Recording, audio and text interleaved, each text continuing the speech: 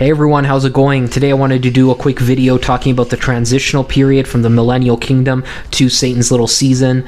So we don't have too much to go by with how this looked like, but we do have some information out there that we can piece together to get an idea of what this may have looked like. And so, during the Millennial Kingdom, I believe there was an underground rebellion. So these were a select few people who were against Jesus and his saints. And so I believe that the people running things today, Illuminati, New World Order, the Deep State, things like that, are the descendants of these people in this underground rebellion. So I believe that, they come from the same bloodline. These were the descendants of these people who rebelled against Jesus and his saints. And when Satan was released, he gave these people power to run things in the world, and here we are now. And so that makes a lot of sense because, in the Age of Light, in the Millennial Kingdom, Jesus and his glorified saints reigned over the earth, and then now, in Satan's little season, Satan and his minions are running things, right? So that makes a lot of sense when you look at it that way. And so another thing I kind of wanted to mention was, about history being rewritten and how a lot of things don't make sense in the first millennium, what we were taught. There's a lot of gaps in the history and things like that. I believe that, the fall of the Roman Empire happened at the same time as the destruction of the temple during the Great Tribulation. So I don't think it's what they tell us. And, there's just a lot of gaps and things that really don't make a lot of sense. And so, and we know, I believe 700 years were added to the calendar, and everything kind of makes sense. I think Satan got loosed on July 4th, 1776, and that would have been 1076 around then. But 1776 from what we know, in our timeline, with the 700 years that are added. But another thing I wanted to talk about is basically, a lot of people wonder how this transition looked like. How did we go from this time of light, of peace, to Satan's little season? How did this happen? Why don't we have records of it?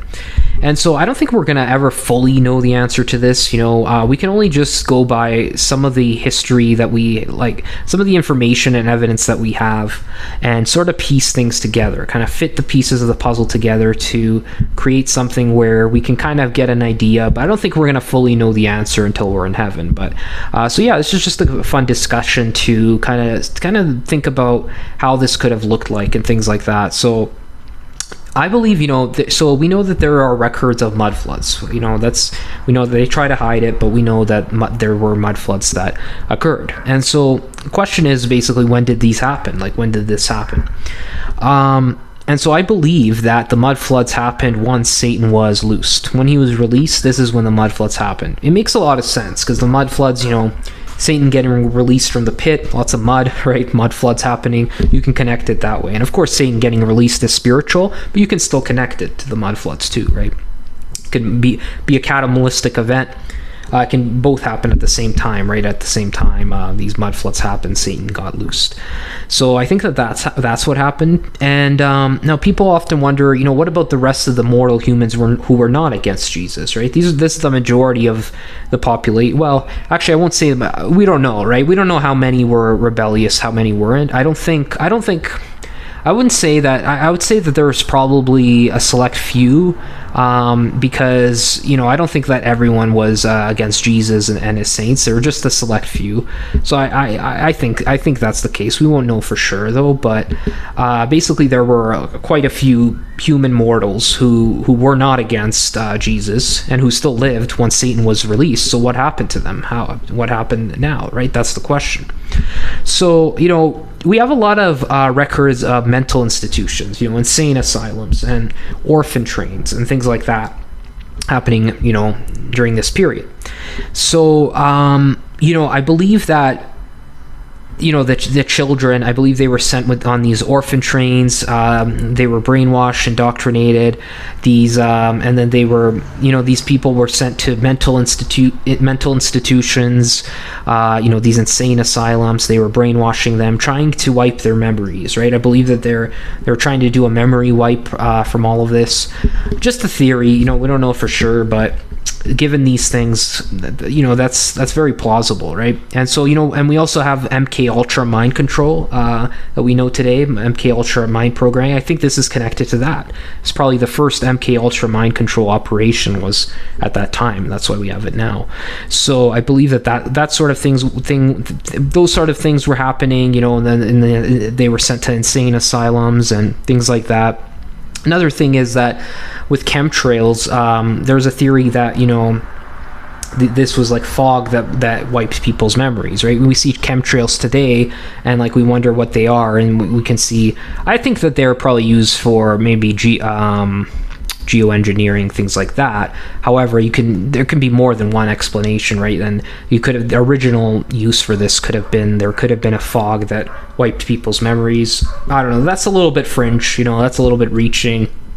We can't really prove that, so it is a fringe theory, but you never know, right? They could have been spraying. You do see a lot of things in movies and shows and things like that, references in the media and stuff like that about fog, that sometimes fog that wipes people's memories, and so you never know that these could have been used. This could have been sprayed, a fog that did wipe people's memories at that time. I don't know, but so we'll never really know fully the answer, but we have some sort of things where we can kind of piece together, put the pieces of the puzzle together on how this transition looked like. But either way, we can kind of, I believe that there was, when Satan was released, there was this mass, there was this catalytic event, but also, this mass mind control, MK Ultra programming, brainwashing, wiping people's memories, things like that. So, basically, who are we? Today, us regular folks. We are the descendants of these mortal humans who are not against Jesus, right? We're simply the descendants of them, and so and we've just all been lied to, basically, and the people running things were the descendants of those mortal humans who rebelled against Jesus and his saints, right? So there was an underground rebellion. Then once Satan got released, he gave these people power to run things in the world and things like that. And here we are now in Satan's little season. So that's my thoughts on that. So let me know what you guys think. But we won't really ever know fully the answer and how this looked like until we're in heaven. But it's definitely fun to talk about. So, all right, God bless.